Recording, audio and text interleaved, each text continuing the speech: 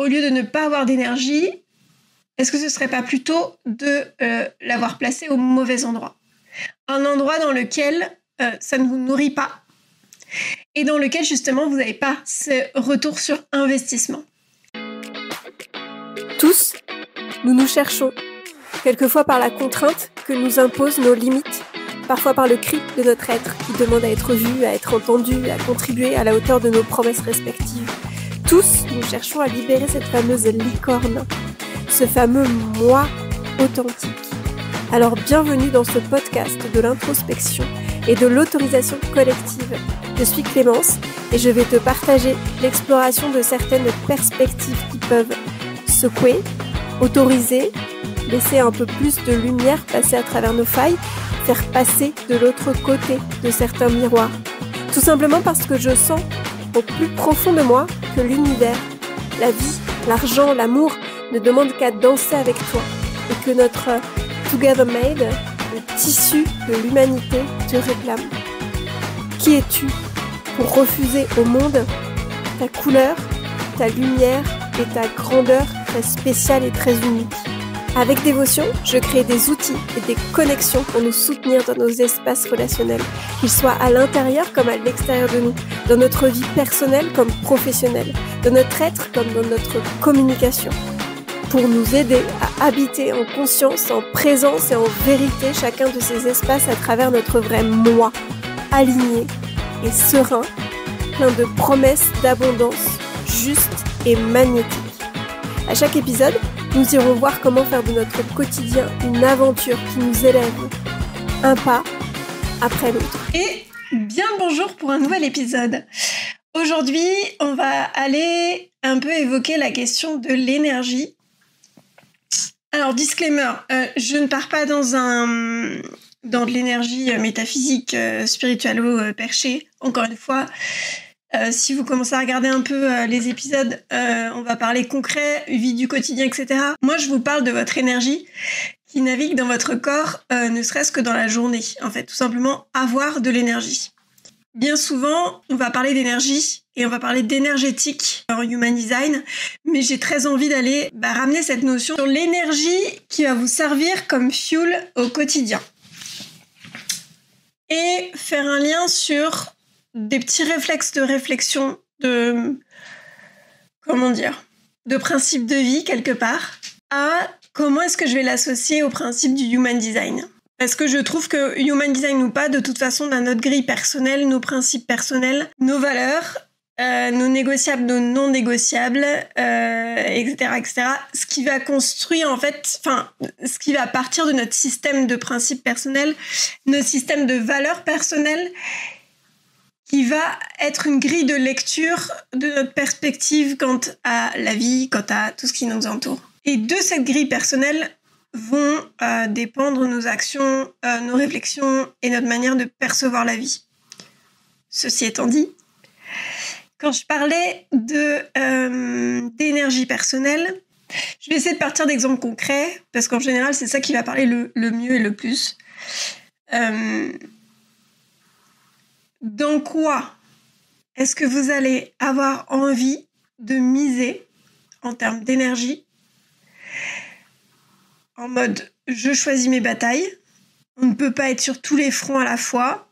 On peut l'être, mais on sait que quand bien même on est d'un type énergétique qui a énormément d'énergie, comme le manifesteur générateur ou comme le générateur. Et c'est là que c'est hyper intéressant à comprendre que en fait, ça dépasse même le Human Design, mais en même temps, toutes les notions s'emboîtent et je trouve ça extrêmement intéressant. Quand bien même c'est des types dont on dit qu'ils ont de l'énergie à revendre, s'ils choisissent de miser cette énergie dans un endroit qui n'est pas satisfaisant, qui n'est pas constructif, qui ne renvoie pas une plus-value à la personne, cette énergie va baisser, en fait. Parce que on dit que cette énergie se régénère quant au type générateur et générateur-manifesteur. On dit que l'énergie se régénère à force de suivre cette joie quelque part. Je vais vous faire c'est un cliché, mais schématiquement parlant, c'est ça. Quand bien même on soit générateur ou générateur-manifesteur, ou ni un ni l'autre, la question n'est pas là, c'était pas le sujet de ce podcast, mais ça permet de la réflexion à tout le monde, je pense. Notre énergie, c'est ce qu'il y a de plus important au quotidien. Parce que c'est notre fuel qui va nous permettre d'agir, d'avoir l'énergie, d'avoir l'impulsion d'avoir l'énergie, d'avoir l'envie etc., etc. Et quand on parle de bore-out ou de fatigue de l'extrême, c'est parce que peut-être que c'est pas tant que vous n'avez pas d'énergie. Et là, je pose ça en piste de réflexion. Encore une fois, je n'ai pas la vérité vraie, donc c'est juste... Voilà, j'essaie de déposer pour en discuter. Au lieu de ne pas avoir d'énergie, est-ce que ce serait pas plutôt de l'avoir placé au mauvais endroit ?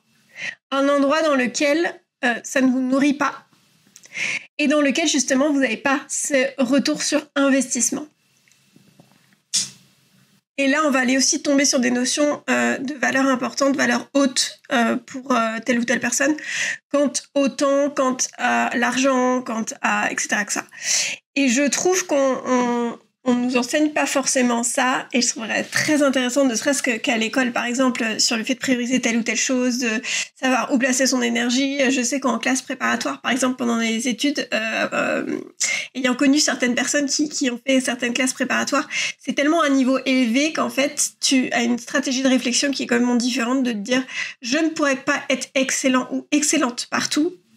Donc, je vais faire de mon mieux et je vais savoir dans quel emplacement je vais aller investir, parce que c'est bien la notion d'investissement.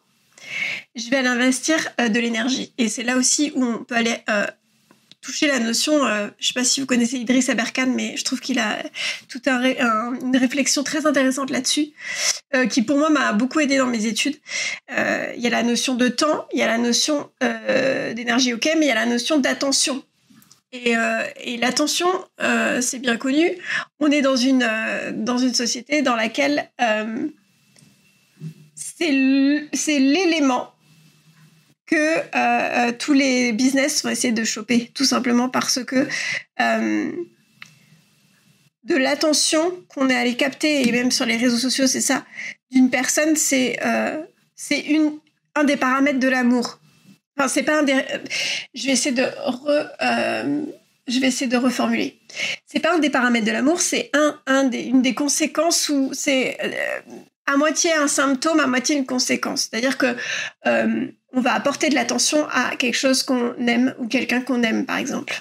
Ça va être beaucoup plus simple que quelqu'un qu'on n'aime pas ou quelque chose qu'on n'aime pas. Et donc, est-ce que dans votre quotidien, pour en revenir... Voilà, après mon arborescence de réflexion, pour en revenir à la question de départ, comment est-ce que vous misez votre énergie ? Et notamment, si vous êtes dans des conflits, par exemple, notamment professionnels ou autres, comment est-ce que vous gérez cette énergie-là ? Est-ce que vous avez conscience qu'il y a certaines batailles où il est bon de tenir parce que c'est constructif, parce que on investit pour recevoir un retour, que ce soit ne serait-ce que, je dis des bêtises, mais en termes d'implication professionnelle, par exemple, est-ce que je m'investis et que j'ai un retour sur... par exemple, en termes de reconnaissance, est-ce qu'on reconnaît mon travail ? Est-ce qu'on reconnaît ce que je peux apporter à l'entreprise ? Est-ce qu'on reconnaît ce que je peux apporter à l'équipe ? Etc. Est-ce que, en termes financiers, en fait, on va bien se l'avouer aussi, est-ce que à la hauteur de ce que j'apporte, est-ce qu'on m'apporte également financièrement ?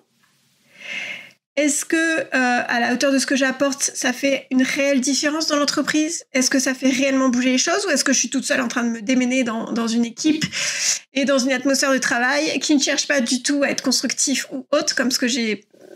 Enfin voilà, certaines situations dont j'ai pu être témoin de certaines et certains proches. La question, c'est même pas de savoir si c'est une notion d'orgueil dans le sens il ne mérite pas mon attention.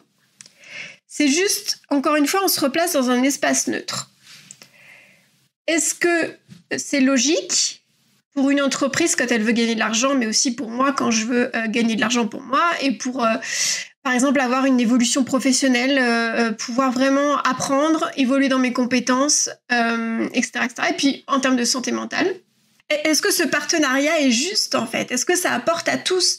Parce que la notion, c'est pas juste je travaille, donc je veux être payé, etc., blablabla. C'est est-ce qu'il y a un équilibre qui se fait entre mon implication professionnelle et ce que je veux et ce que j'apporte dans l'entreprise et le retour, en fait, la plus-value de ce que ça apporte même au sein de l'entreprise? Ou est-ce que finalement, en fait, mes compétences, à la limite, même, soyons vraiment honnêtes sur quelque chose d'aller sur une totale neutralité de la question, est-ce que quelqu'un d'autre pourrait faire largement mieux le job que moi? Dans l'absolu, il y en a toujours qui peuvent. Mais dans le sens, est-ce que, de un, je me sens pas bien, je me sens pas reconnue, je sens qu'en plus que j'ai beau bouger dans tous les sens, ça n'évolue absolument pas du tout dans l'entreprise, ça ne change rien. Je veux dire, que je fasse ça ou autre chose, l'entreprise n'évolue pas. En plus, financièrement, je suis pas reconnue. Et dans l'absolu, en fait, il se trouve que quand j'arrive dans un état comme ça de besoin non rempli, est-ce que vraiment je suis la meilleure des personnes pour enrichir ce partenariat?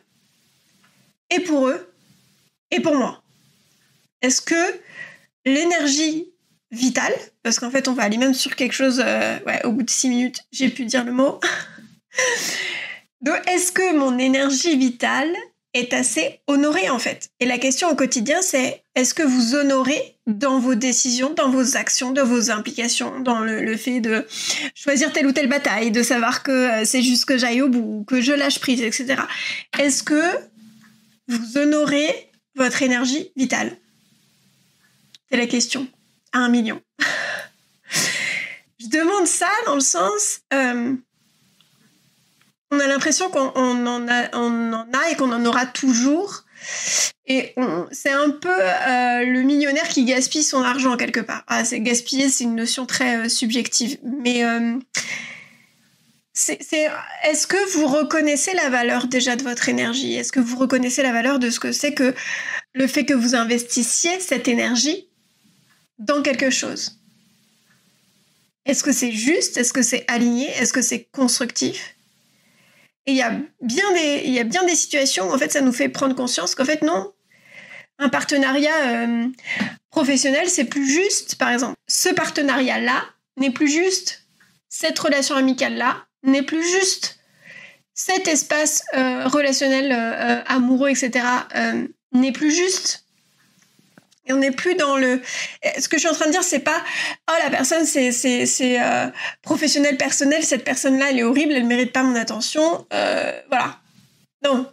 Parce que dans l'absolu, la personne en face fait la même chose. Enfin, moi, je conseillerais aux deux de faire la même chose. Donc, on est sur un espace neutre. Est-ce que l'énergie de chacun dans cette situation, l'énergie vitale, est honorée?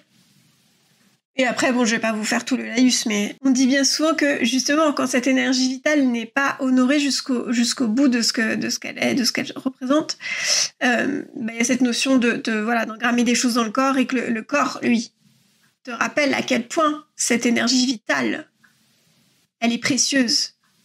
Elle n'est pas une source intarissable et que c'est une des valeurs les plus précieuses. Ça et le temps, en fait. Donc la question... Si jamais tu es dans une situation un peu problématique, parce qu'en fait, moi, je vais vous avouer que si je fais cet épisode, c'est que j'ai certaines petites situations et discussions en tête de personnes qui font partie de mon entourage, sans aller plus loin dans les descriptions, parce que c'est pas le but. Mais c'est des réflexions que j'ai et on discutait beaucoup de ça et de dire, en fait, la seule question qui vaille, à savoir quelle décision je vais prendre dans ce milieu professionnel, dans mon chemin professionnel, qu'est-ce qui vaut le coup, non, est-ce que je devrais ou pas Regarde où est-ce que tu mises ton énergie vitale. Est-ce qu'elle est honorée à sa juste valeur? Et qu'est-ce que tu pourras mettre en place pour l'honorer encore plus? Et bon, après en Human Design, on repart sur... justement, la meilleure façon d'honorer cette énergie vitale, si vous y arrivez, et c'est vraiment quelque chose qui change la vie, c'est de retourner à cette autorité intérieure. Alors, il y en a différentes et j'ai pu les développer dans un post que j'ai partagé sur Instagram avec des petites peluches toutes mignonnes pour décomposer les choses, parce que je me dis des fois que aller imaginer la chose comme pour l'expliquer à un enfant, c'est quand même bien plus compréhensible et pour ressentir les énergies. Donc n'hésitez pas à aller voir tout ça, mais encore une fois, quand on dit que ce corps-là, votre corps, honore votre énergie vitale, et puis j'ai envie de dire, au-delà de l'autorité ou quoi, juste basiquement en fait, la nature, le grand tout ce que vous voulez, se serait pas pris la tête à créer quelque chose dans lequel il aurait mis autant sa solution de survie que sa solution de mort. Enfin, en fait, sa solution pour s'exterminer tout seul, quoi. Ça s'appelle juste un instinct de survie du corps qui, lui, sait pertinemment où est-ce que cette énergie vitale est honorée, parce que plus d'énergie vitale dit plus de vie, en fait. Tout simplement. Et après, quand on revient à ce corps et cette autorité intérieure, justement, ben, c'est poser la question directement à son corps. Qu'est-ce qui est juste pour moi, ici et maintenant? Que ce soit à travers l'intuition, que ce soit à travers notre sacral, le centre quand même, le siège de l'énergie de vie, la pulsion de vie, etc. Que ce soit à travers notre centre du cœur, que ce soit en termes de motivation, de savoir qu'est-ce qu'on veut matérialiser dans la vie, etc. Et en fait, basiquement, pourquoi j'en reviens à ce principe d'énergie vitale qui est à honorer? Basiquement, le Human Design, quand on parle de circuit vivant et circuit d'énergie, c'est ça. Comment est-ce que la vie, comment est-ce que l'énergie vitale circule en vous? Et le principe d'aller voir son Human Design, c'est d'aller voir dans la circuiterie qu'est-ce qui bloque qu'est-ce qui bloque, ou qu'est-ce qui est un peu timide, ou voilà, qu'est-ce qui peut être encore plus optimisé, par exemple, pour que vraiment le circuit puisse vibrer, bouger, être en mouvement et être honoré, en fait. Et honorer, quelque part, la couleur que vous pouvez lire dans votre charte Human Design, dans votre schéma. Basiquement, que ce soit couleur du conscient ou couleur de l'inconscient, c'est la matérialisation sur papier de cette énergie vitale. Basta. C'est juste ça, en fait.